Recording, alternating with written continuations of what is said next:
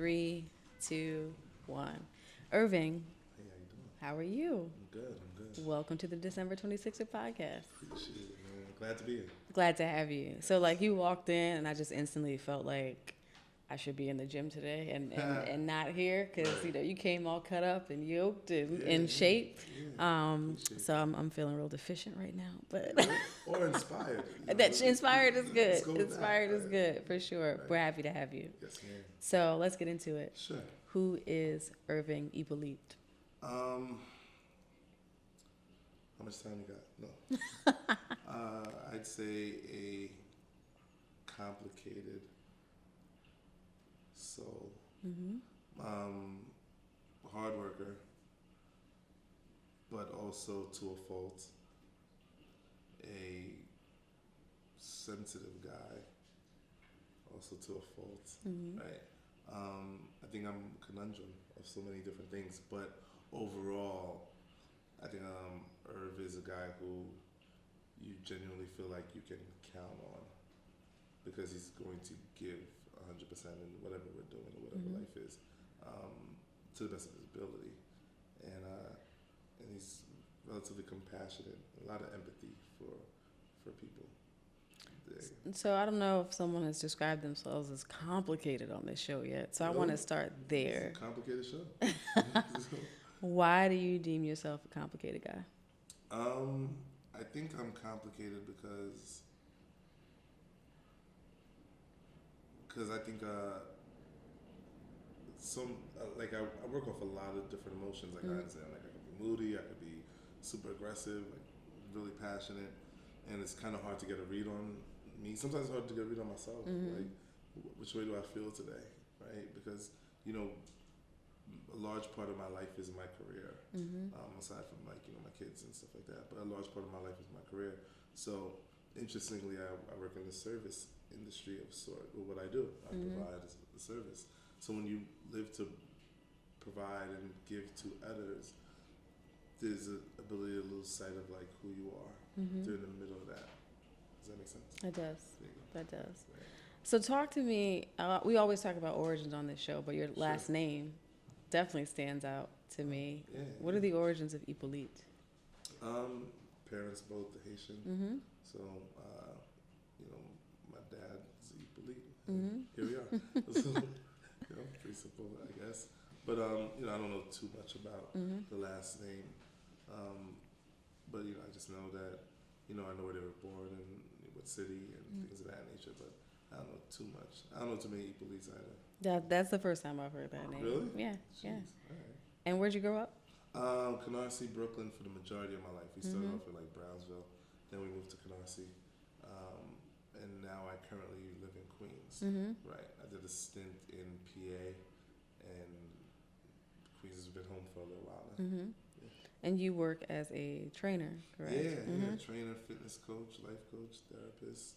All those things. Relationship guru, right? Like all those things, right? Because the business is about health and fitness, but there's a large part of mental wellness and a connection to people being a better person. So I guess you kind of become an advocate for all of those things. And how did you get into this work? How did I become a trainer? I spent the majority of my life wanting to play football, and through football, I met really good dudes, and I met this guy named Kyle, and he became my trainer when I was young. I think I might have been like 19 or something like that. He became my trainer, and we were getting ready to go into, tryout season for arena football teams and things of that nature. And from him training me, I started to fall in love with the craft because it was like, wait, how does he know that my body should do this? Like, the kid is really, really smart. So I was like, how does he know? Like, what? So then I was like, hey, you mind teaching me? I was like, I think I like this.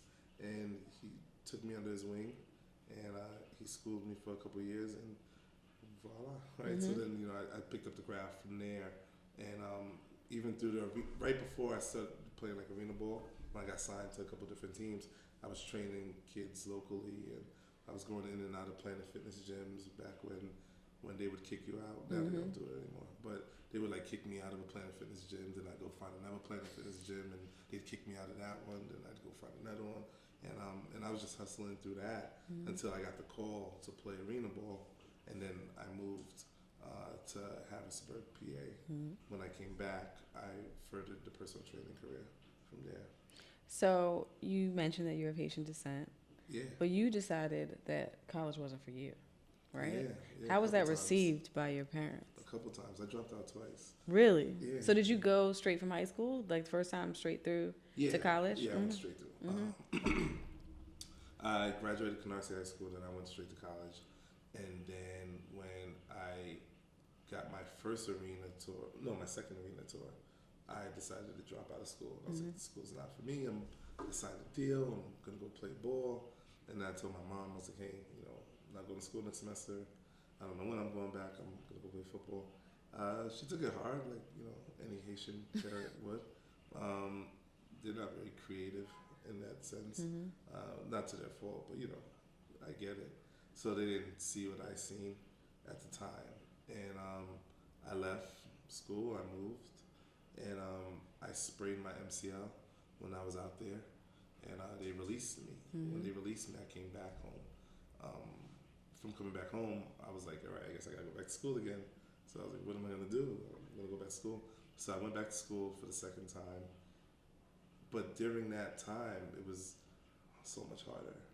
Because 3 months prior to going to school, I was living in a paid-for condo, and all I had to do was wake up in the morning, work out, go to practice after, party after, repeat. Like that was my life. And then now you're sitting in school with, a bunch of kids who aren't even sure what they want to do with their life, and you're just frustrated. You're like, I shouldn't even be here. I was having so much fun 3 months prior that I realized that school just wasn't for me. It was just I couldn't cut it. And I knew training was for me at the time, because like I said, I was training before I even left. That I one day just decided that I'm gonna quit, and I'm going to, which is a whole nother story, but I'm gonna quit, and I'm just gonna go build my own business at some point and do this training thing. Well, let's hear the other story. Oh man, I'm just telling you that. No, it's just fun. So when I came back home, I went back to, I was going to York College. So I went to York College, and I don't even know what year I was in. I was maybe a junior or something like that. And I had this one class that was just like kicking my ass. And when you're in that grade, like a junior, where you need this class, you got to pass this class to be able to open up the door to a bunch of other classes. I was failing that class miserably. And so I went to the professor and I was like, hey, what do I have to do to pass? Like, how, what do I got to make up? What can I, extra credit work? And I didn't even buy a textbook. And he was like, well, to be honest, your grades are so bad that you just have to take it again next semester. I was like, oh, okay. And then so I, gave him a handshake. Cool guy. I walked out the building, and then I said, I'm never coming back here again. Like, so it's over. I'm not doing this anymore.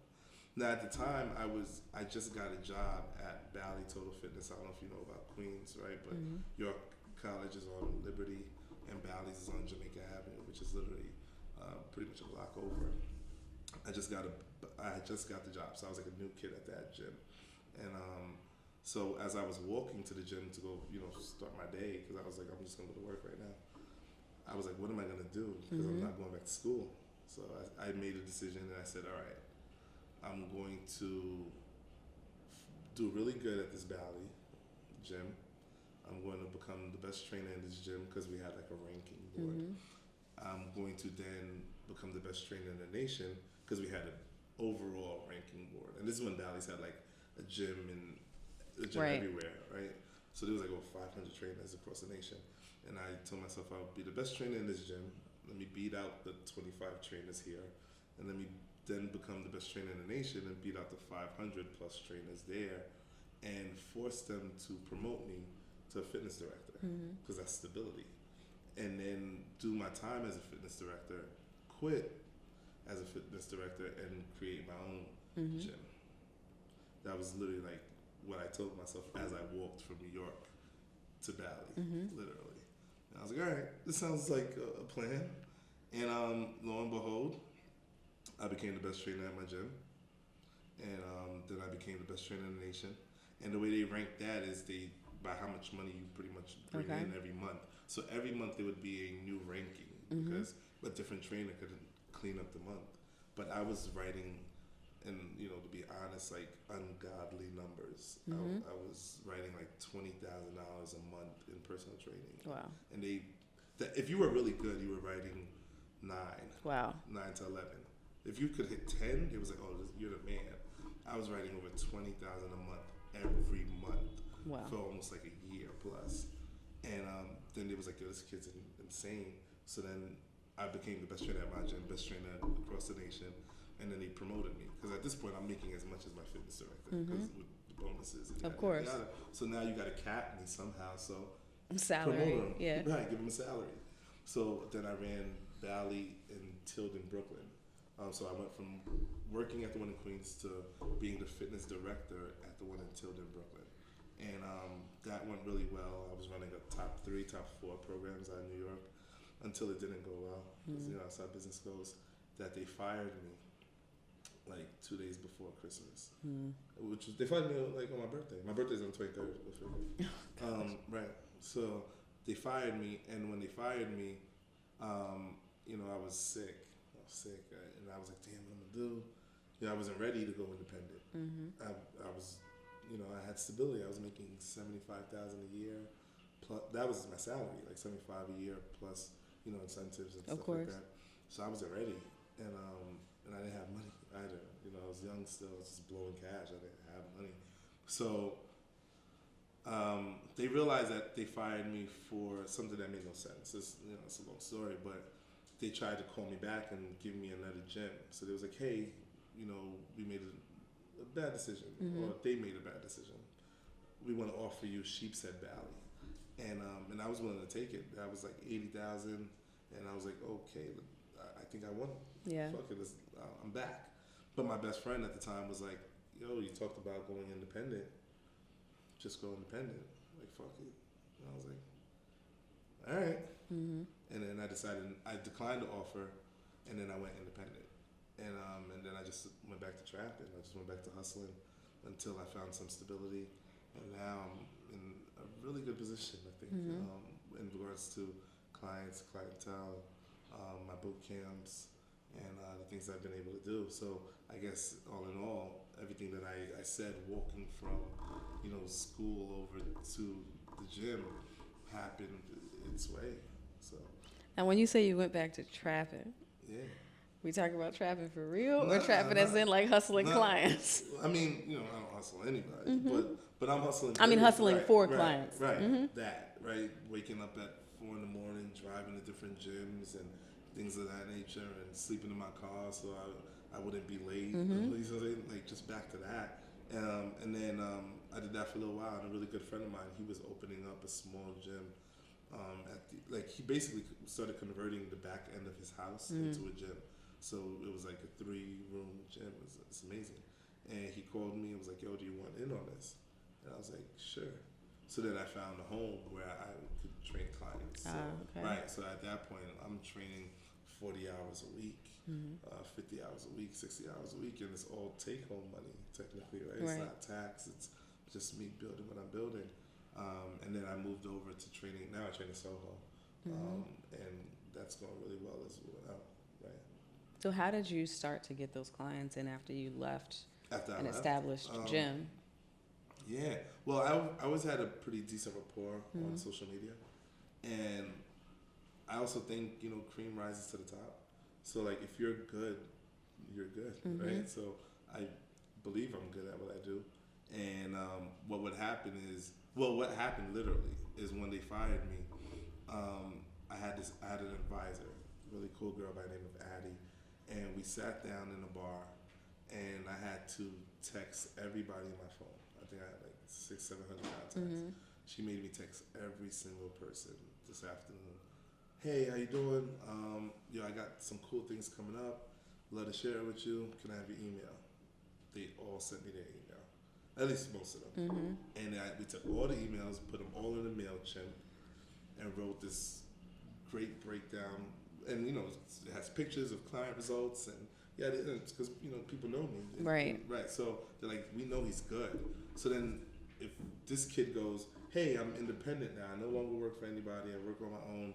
If you or anybody needs a personal trainer, email me. Once that happened, it just blew up. Wow. It went crazy. Because you got to think about it, like, all right, he worked at a gym, so I got to sign up to the gym, I got to do this, that, and third. And the gym is charging, let's say, at this time, $70 a session. If I say, hey, I'm charging $50 a session. Right. Obviously, and when you work for a gym, you're not making $70 a session. You're making like 18, 21. So I'm charging 50. So I'm already making 150% more than I would if I was at a gym. Right. You're saving $20 on or so, right? So you win. I super win, right? At this point, you're like, oh, Earth's trusted. He's good. And the price is in a closer range of affordable. Right. I'm going. So at that point, my first month, I'm an independent. I think I made like $13,000 in my first month. Wow.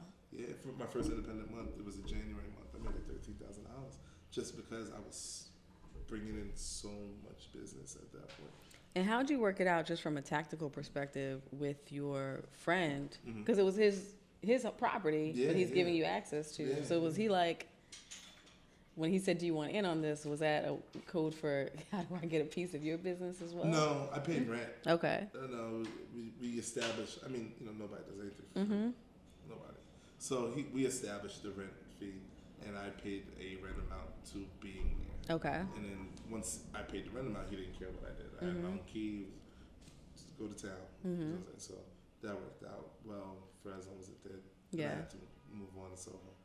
So you were working with clients through an email list. Yeah. But with that many people kind of catching on to it and saying, all right, I want this is a great deal, I'm sure you forged other relationships as well that led to lucrative opportunities. Yeah. Did that happen? How did you broaden your network? Yeah. Sometimes you get lucky. That's a lot of what it is. I've always been outside. When we say you've been outside, just always been around parties or like kids doing things. And so I've always had like entrepreneurial friends. I've always had friends that rapped. I always had friends that were in the music business or wanted to break into the music business because we were young. So they were throwing on little talent shows and things like that. Like I've always had those type of friends. So when you have those type of friends and you have a pool of them, you start working with them, or they understand your hustle, you understand their hustle, you guys become really, really cool. That some of them end up becoming CEO of some record label, right? Yeah. Some of them end up going on and doing amazing things, right? Working at Spotify, it just happens that way for all grinding. But through that, they always remember your name because you was a stand-up guy. So people always want to get in shape. People should always want to get in shape.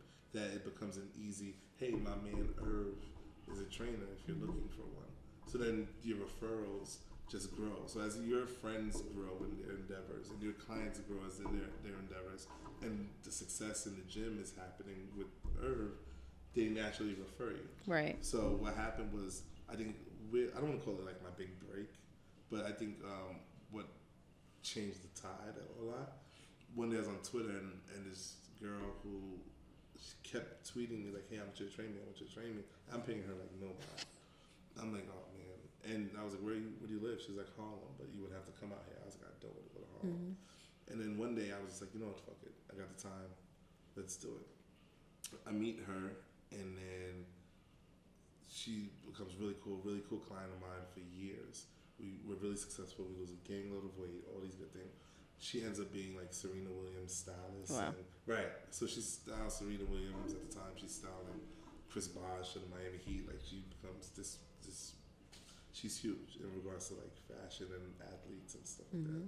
She's a big deal to this day.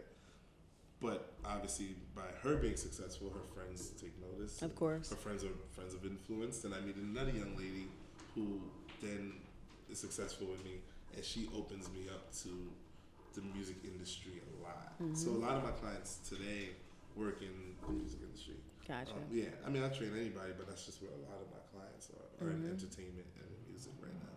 So yeah, I guess when you play with skill, good luck will happen. Right, exactly. And that I'm glad you brought that up because that was going to be my point.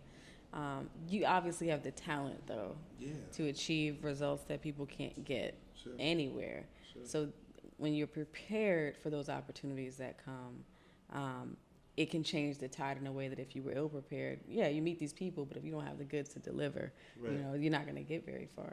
1,000%. So you're known as, or have been known as, the hip hop trainer.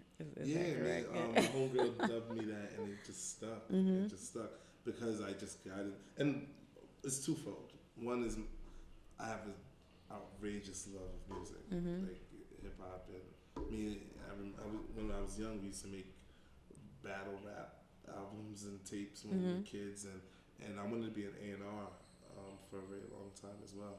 So I just kind of stuck into the hip hop field, and from there I just started working with a lot of people in hip hop, right? So then it just kind of like dubbed itself out at that point. But yeah, it's cool. But I'll train anybody. R&B's favorite trainer too. Whatever, whatever. But hip hop is just super prevalent, and I run a boot camp, which is the hip hop aspect of the boot camp is huge as well. So it kind of just stuck from there. So from a monetization perspective, we're big on this show of getting into the nuts and bolts of things. You would think that this is like low overhead, right? Like you train, you have your expenses, of course, as an entrepreneur. Yeah. But have you had to put dollars into marketing or anything, or has this now, after all this time, has it all just grown by virtue of social media and or word of mouth? I put no dollars into marketing. Wow. Right. I probably should. I'm told I should every day. One day I will, maybe. But no dollars in the marketing, just word of mouth. Being a trainer is a very word of mouth business, meaning you don't get referred unless you're good. Right, that's true. Right, like this isn't one of those things like, hey, my homeboy owns a studio, you should go over there. No, this is like, oh, you're successful. What have you been doing to be successful? Hey, I work with this guy out in Soho. You should go meet him. Right. Like nobody's even asking you nobody's even telling you that you look great unless you're changing. Right. Like, so that means success has to happen for me to get a phone call from you. You know what I'm saying? So I can put money into marketing dollars, and I can play the Instagram game that a lot of trainers play, or I can just say, hey, be really good at your job, and it'll make sense. What would you say the racial makeup is of your classes that you do, your boot camp? Maybe 98% black. I want to say it's on purpose. I knew I was creating a space for black fitness, but it's inviting anybody. If you're not black, you can come too. But I've been told things like, your class is too black, or looks too black, or I've had people who weren't black ask, "Am I allowed to come here?" Right? I've had that before. I'm like, sure, your dollar's green. Come party with us. You know what I'm saying? But I knew I was creating a space for black culture, because a lot of what we do with this class is based on altruism and giving back and donating money. We just donated a couple $100 to NYC, Power Play NYC, which is a foundation that empowers young girls through sports. So we just donated money there, and we donated to Girls Who Code and things like that. Like, I'm aware of what we do affects people of color. So I created it that way. But the makeup is about 98%, 99%. Well, what I find interesting about that is there's two things I want to focus on. First, Sure. people telling you your class is too black. And what I find interesting about that is in spaces where we dominate and that we make up the majority, people tend to make comments like that when we often throughout our lives at various points may have had to exist in spaces where we are the only. And it's frowned upon when we say this space is too white, right? Yeah. That's seen as an aggressive statement or being divisive. But I've been in situations, and I remember being in law school and going out for my birthday one time, and a few of my white classmates came, but we were at a predominantly black lounge. Right. And you could see how visibly uncomfortable They were. they were. And one of them actually said to me, he said, I was really uncomfortable at first. And then I thought about how this is how you must feel every time you're out with us at some bar, you know, on U Street. You know, it's interesting because he said that, and I thought, do I really feel uncomfortable? And I realized I've been conditioned to exist in those environments because my entire life, you know, I've been. I don't think black people have that same thing as much. Yeah, and it's not everybody, right. But when you've been put in environments where you are the only or of one or two, you learn how to exist in that space and function and disarm people in a sense to your presence, and it helps to navigate. But I'm an exception, right? I'm an exception to the rule, and that's why I respect what you do so much, in that you're promoting the safe space for us and not changing it. Because I'm sure you've gotten the advice, like if you want to be bigger or you want to, you know, charge more, you want to do X, Y, and Z, you need to look less urban. I've had brands tell me that. Mm-hmm. I've had big brands tell me that.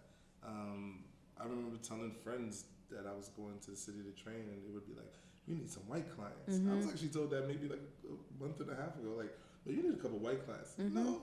No, I don't. Like, I'm good, because there's still a stigma on black people investing money into their health and fitness. Absolutely. So to the naked eye, you'll be successful if you have white people investing money into your health and fitness. But I'm not playing for the white gaze, so I'll take my stripes where I get them. Right, like right now I train in this gym in Soho, and I'll leave the name out. Right, they're cool people. Like the owners are cool, so it's nothing against them. But that gym is predominantly white. Right. I'm be honest. I'm probably on any given day it might be 1 to 2 black trainers, and I'm one of them on any given day. My clients are all black, literally, and it's funny because somebody the other week was like, "Yo, the minute I see somebody black warming up on a treadmill or a machine, I know that's your client." I was like, "You're right." And we looked over, the person warming up was my client. Like the only black person in the gym is probably Irv's client, right? And it was awkward in the beginning, but not so much for me. Like, I put those things to the side, but it was awkward for some of my clients in the beginning, because what started happening in the beginning was people, like, a funny story. One of my clients was like how she was in a locker room and somebody was like asking her, "What does she do?" Right, and you ever seen the movie American Gangster? Yes. Right. You remember the part where Frank Lucas was at the fight with the with the mink on? Yes. At the chinchilla on, and the cops were like, "Who's that guy?" And that's how he got caught, because that's how they even realized how to pin him, because it was like, "Who's that guy sitting so close to the ring? This black guy there." Right. That's what being in that gym was like, because it's like, who's this black kid in the middle of Soho, which is not a cheap gym. Not at all. And we're all independent trainers, but the gym charges us, right, respectively. But for them to charge us and for us to still be able to run our back office and our operations and have take home, we obviously have to advance what we charge. We have to play the city charge here, right? Right. So now you're looking at it like, who's this black kid who's able to bring in all these people? Because clearly he's not charging $20 a session. Right. Right. How are they all affording this? You know what I'm saying? Like, that was the energy that we would get. Like, and I probably train the most people out of that gym, to be honest. Yeah. So, yeah. And so now they're looking at, like, who is this guy? And then people started to want to, like, ask me questions. How long you training? No word. How you like it here? Yada, yada, yada. I don't really talk too much. So I don't really talk to any of them like that. But it's not because I dislike them. I just go about my business. But I could see getting questions on both sides of the aisle, and them wondering how you got here and how people are coming as well, and what they do for a living, etc. But also from black people as well, seeing this as a luxury, right? And saying, oh, well, I see his classes are predominantly black, but these must be only professional black folks or people who can afford this, who work in the industry or something like that. And what do you say to that? The great part about my class, we're on Fifth Avenue. We're actually like 5 minutes away from here. The class is $20 for the class. You put a boot camp in the middle of the city on Fifth Avenue at $20 where every gym around it in a 5 mile radius is a boutique gym charging $40, $45, Right. $50. We've built such a strong community here that I don't need to overcharge. Mm-hmm. Anybody can afford this. We do deals every day. Bring a friend. Yeah. They're free. Like I'm okay with that, right? We have a mom and pop shop in the middle of New York City, Mm-hmm. and that's the beauty of it all. And I don't. Nobody's ever really said like, man, this class must be expensive because of, but I think we've built such a strong culture there that you don't worry about what you're investing because you're investing into you, Mm-hmm. right? How much are you worth, Right. right? So, but then when you find out the investment is something that's affordable to be in the middle of the city, it now brings it all together. And they're like, oh, okay, Mm-hmm. we can do that. So I've been running this class for a couple of years. The attendance rate is around 92%. This year so far is probably like 110%. Wow. Like we're overpacked this year so far, and it's just going great. Man, we've done great things. We worked with Nike, we've worked with New Balance, potentials with Adidas coming up. We have such a great thing going here, and we've donated thousands. We've done clothing drives, book bag drives. We wrote checks to schools to donate for kids to get uniforms. Mm-hmm. Like we've done so much through this class that at this point, the people that come, they understand like we've built a family. Right. It's a culture here. Right. So tell me how this opportunity to collaborate with brands came about. I think the first brand that I was able to collab with, the first big brand, I guess, but brands period. Maybe the first brand period. The first brand was Nike. The kid from Nike, he took notice of what I did, and he wanted to. The first collab was they wanted to introduce Nike Metcons, sneakers, and they wanted to know if I would partner with them to introduce it. So as they came in, we gave everybody a pair of Nike Metcons, and they all got to work out in them, and it became this really cool moment, man. It was a couple years ago, Black History Month, and it was probably one of my best classes. It was amazing that day. And then from there, we were supposed to do more stuff together, me and Nike. Didn't exactly pan out the way that it should have, and it's okay. That somebody from New Balance took witness of what I was doing, and it was like, wow, this kid has a really great thing over there. That they came in and offered me a class deal. So what I was doing is I was doing New Balance class. I was doing interview boot camp classes at the New Balance store for a winter series and a summer series. So they would pay me. The class would be free for the public, and they'll fit me with a bunch of clothes and yada yada yada.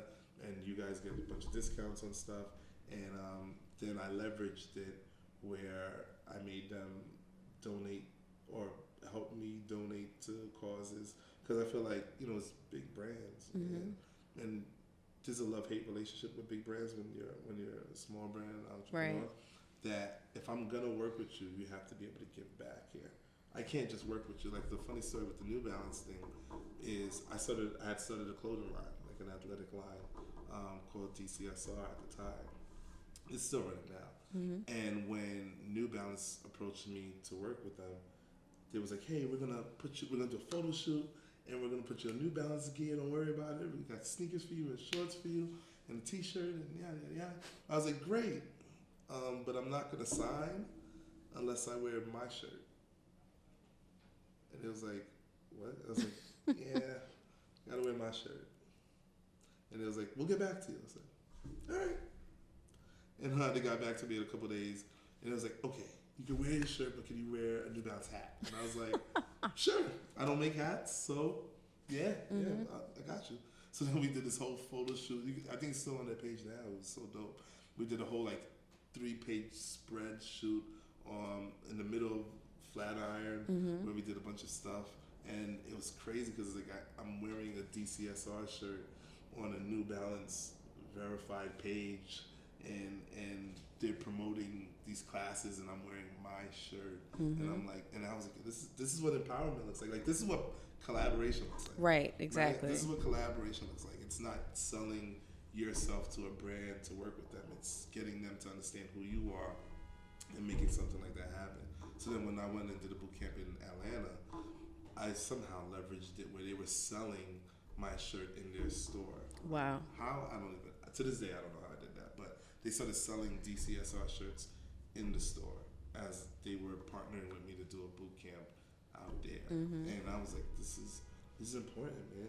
Like this is what culture needs. Right. Maybe we don't understand the magnitude of this today, but this is a big deal. And the reality of it is a lot of people would not have felt comfortable even making the demand, right? Because they feel like this is a juggernaut, like a big brand, bringing me an opportunity, and I need to just say yes to whatever if I want to be, quote, put on. You know, so that takes a level of courage to even put it out there. And be willing to walk away if they won't meet it. Yeah, I mean, I'm fortunate. I think because entrepreneur, and this is nothing against anybody, but I think where we live in this generation with entrepreneurs a lot now is it's kind of done because it's cool, a little more than done out of desperation, right? So I'm 33, so I feel like, you know, I come from an era where we started creating opportunities because we didn't feel like we could get them. Right. We didn't feel like we could work a good job. But now, and it's nobody's fault, we have kids and others who are now creating entrepreneurial routes just because it's like, it's like there's almost like an undertone narrative, like if you're not working for yourself, you're not doing enough, right? Right. And it's like, that's not true. Right. Like you can be happy and have a 9 to 5, like it's okay. So now we live in a generation where people are forcing entrepreneurial things just to do them because it's cool, right? But when you come from a space where you understand what desperation look like, to create this, and you understand that if you didn't create it, you don't know where you would be right now because school was not an option for me. Football just finished for me. So what was I gonna do? Right. Right. When you come from that, it puts you in a better position where you can walk away from deals that you don't deem worth it because you understand that you made this out of the mud. So it's a little different. So, yeah. Do you think the tide is changing amongst the Black community around the importance of health and wellness? Because, you know, I feel like what you're doing is important work, and you see these really hip classes that pop up online that go viral where it's, you know, really hip hop focused and the music is great and it has more swag than a normal class. But I still think there is a large segment of the Black population who does not put an emphasis or a sense of urgency around getting into shape. Yeah. So what do you think we need to do to really overcome that, where this is not like a subculture? For, you know, we bond over food and all that other stuff, but when do we get to the point where this is people have an awareness and see the necessity in getting healthy and staying healthy? Like what needs to be done for that? That's a good question. I think the short answer, the quick answer, is there needs to be more failure. Like there needs to be more struggle, right? And what I mean with that is, you go on Instagram, right, which is predominant health and fitness space, right? That's big on Instagram, right? And all you see is a bunch of guys and young ladies, right, who do everything well, right? They look great, they do everything well, backflips, right? And it's intimidating because especially Black culture, we didn't grow up, a lot of us didn't grow up with health and fitness on that same silver spoon, right? So we're still finding our wings with it. Like some people still don't know what carbs are, right? Or considered carbs are. And that's okay, but now when you turn on your TV or whatever your social device is, all you see is, this is what you should be doing. This is what you look like. This is what I look like. And it's overwhelming. So nobody's telling the real story. Nobody's telling like the dog days. Nobody's telling how this is hard. Nobody's telling how this is about generational health, right? What you do today is going to impact your family, and then their family, and then their family, right? I have a boy and a girl, and my daughter understands what Dad does, and she comes to class once in a while, and she does jumping jacks every night. And I hope she does, right? I tell her she's supposed to. She understands things. The important. She thinks she understands the importance of water, Mm-hmm. right? But I say all that to say there has to be more plight, right? It can't just be like the shiny coin of how great you are now, Right. right? And not to make this like self-serving. After a while, I turned my Instagram to that a little bit, right? Like I realized, everything I'm telling you, Mm-hmm. and I started posting videos of failure with clients on my page. I started posting videos of when they want to quit on my page. Posted videos of when they were crying on my page, of course, with their consent. But I started posting like the dark days, Mm-hmm. right? Because the dark days are what people are going to say, man, this shit is hard. Right.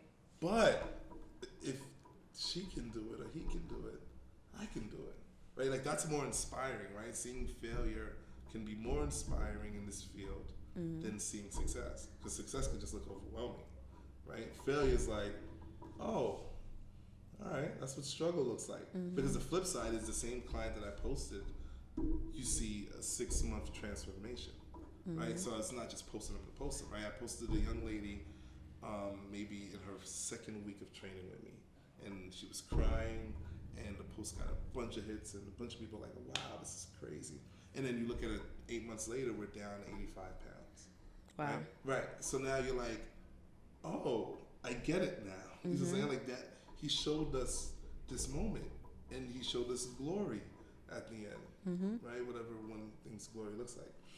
So you take the dog days and Right. you find success at the end of the tunnel of that. And now a person who's growing up in underprivileged area, or just doesn't have the same knowledge of health and fitness, or the same understanding of its importance, can connect. Because without the tears and without being in that gym, they probably felt just like that, like, I can't do this. Right. You know what I'm saying? And now they're like, wait, she felt like that, and she's now here. So I can do this because I'm her. Absolutely. And you change the tide that way. So I think the short answer is there's got to be more plight. There's got to be more story, right? It can't just be, everything can't be Willy Wonka, shiny coin. It's just Right. not possible. I think that's a great transition to talk about a time when you had to be extraordinary on an ordinary day.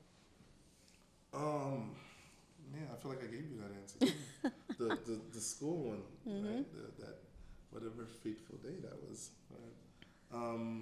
But another time I had to be extraordinary on an ordinary day.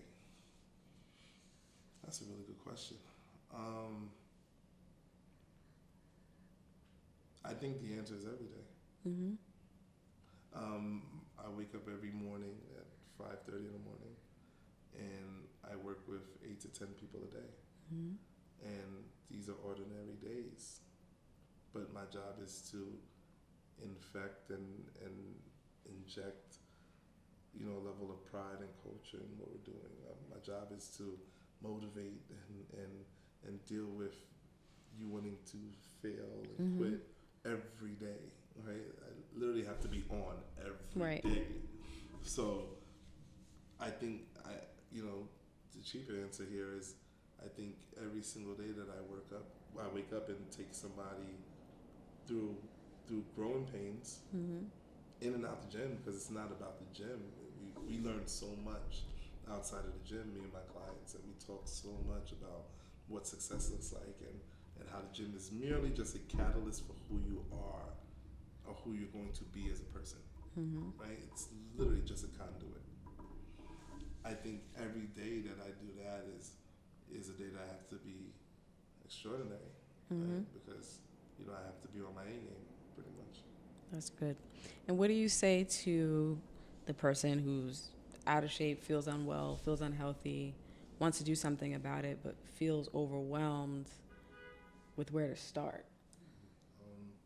What do I say to that person? I feel like I should look into the camera and say that. You can. Go for it. Oh, really? I was just playing this shit. Look into that camera right there. This one right here? Yes, this one right here. This one right here. What do I say? It's okay. No, I think to that person that feels like that, I think I would say that failure is okay. In health and fitness and in wellness, the idea, you're failing up, meaning you're gonna go into the gym and you're gonna struggle. You're gonna struggle daily, and that's actually you winning.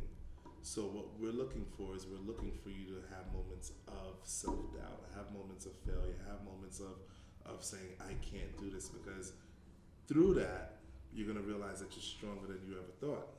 And through that, you're going to find a new version of you. Like I said, the gym is merely just a conduit to who you are. So now you become a better person in your relationships, better person in your workspace, with your friends. The gym literally just sets the tone, because you say, I'm going to do something that is really, really hard. So if I can get through this, I can get through anything, right? So to that person that's like, damn, I don't know if I can do this, I don't know where to start, just take the first step. Allow yourself to fail. But the biggest part is as you show up the day after, and the day after, and the day after, and you realize these failure moments are becoming less and less common. And now you're realizing, oh man, I'm winning through these moments. And that's really all there is to it. It's all mental. So to you, feel free to fail. Feel free to fail. I like that. Yeah. So where can people find you online? Instagram and Twitter, Zeus of QLF. It's on both. Facebook, Zeus Hyppolite, Zeus Hyppolite. And my website is quantumleapfitness.com. You can book a personal training assessment, and you can sign up for a boot camp. I feel like we got it in. We so. Covered off on many things. I don't even know if there's any more. You squeezed. That didn't squeeze me just now. I don't know. Well, thank you for coming on this show. I appreciate the information, and we're going to be getting into this later. DeMarcus and I do a duo episode once a month now, about once a month, and we have an intense focus and passion on promoting health and wellness, particularly for our community, and shining a light on that, and shining a light on some of the things that we don't want to talk about, and the results of not being focused on wellness in that way. Right. So I'm glad. I feel like you were a great entree into that conversation and a great springboard for that. So I'm happy you were able to come on. To our local New Yorkers, New Jersey residents, if you are looking for fitness help or personal training, I can attest to the fact that not only is Irving in really great shape, but he is out here getting results. So feel free to look him up and check out Quantum Leap Fitness. If you've enjoyed this episode, share it with somebody. Tell them about the show. You know, we are not a show without you, the audience. So we appreciate every repost, every person that takes the time to really promote us. So thank you for that. And as always, remember to be extraordinary on an ordinary day. Take care.